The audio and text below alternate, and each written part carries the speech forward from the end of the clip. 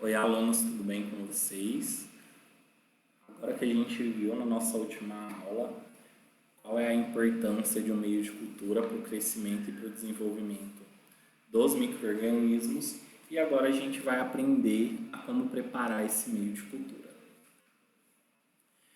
Então, para que a gente consiga fazer o preparo desse meio de cultura, existe algumas regras básicas, ou seja, algumas metodologias padrões para que a gente faça esse preparo e esterilização de uma forma correta. E primeiramente a gente começa com o quê? Com o preparo da quantidade de massa que a gente vai pesar daquele meio de cultura. Depois a gente passa para o processo de pesagem. Depois a gente transfere aquele meio de cultura para a água, faz o aquecimento, faz uma faz o aquecimento, depois a gente faz o processo de transferência e depois a gente faz o processo de esterilização. Então, como eu havia falado para vocês, os meios de cultura geralmente são oleofilizados ou desidratados e a gente tem a necessidade de fazer uma reidratação. Então, para esse processo de reidratação, a gente pode utilizar dois tipos de água, ou água destilada ou água deionizada, e aí a gente acaba adicionando esse meio de cultura liofilizado e depois a gente acaba fazendo o processo de dissolução. E aí, para acontecer esse processo de dissolução, o que a gente precisa? Fazer com que esse meio de cultura ele sofra um leve aquecimento. Então ele acaba fazendo algumas borbulhas quando ele atinge a temperatura de 100 graus Celsius, e aí a gente tem esse processo de preparação desse meio de cultura. Então aqui o meio de cultura ele já foi reidratado e agora a gente precisa esperar esfriar, se no caso for um meio de cultura líquido, ou se for um meio de cultura sólido, a gente já transfere para a placa de Petri.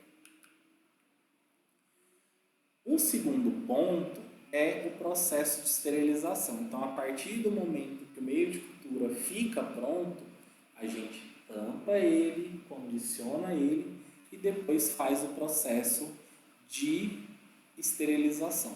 Como que funciona esse processo de esterilização? Esse processo de esterilização consiste em deixar por 15 minutos esse material a uma temperatura de 121 graus Celsius. E aí esse material, a partir desse tempo, dessa temperatura, ele vai conseguir estar extremamente esterilizado. Então, só para a gente entender um pouquinho o que é esse equipamento de esterilização, que no caso é a autoclave.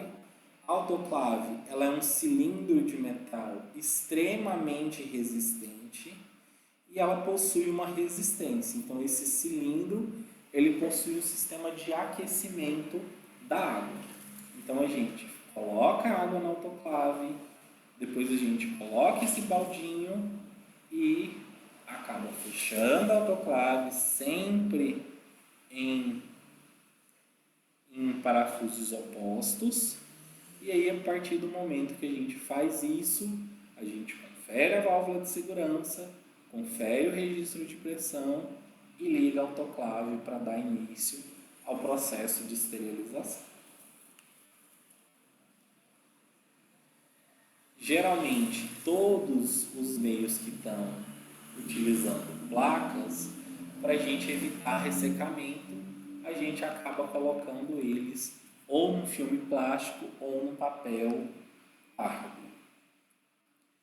E aí, aqui para vocês, alguns meios de cultura que são comumente utilizados aí na área de análises clínicas. Eu tenho o agar sangue, o agar BHI, o agar Miller-Hilton, o agar chocolate, o agar Salmonella Shigella, que é o agar SS, e o agar Macon. Então, esses são alguns exemplos de meio de cultura que a gente pode ter aí no decorrer da utilização dentro do laboratório de análises clínicas. Espero que vocês tenham gostado da aula de hoje. É uma aula um pouco mais simples, serve mesmo só para a gente relembrar a importância do processo tanto de preparo quanto de esterilização dos meios de cultura.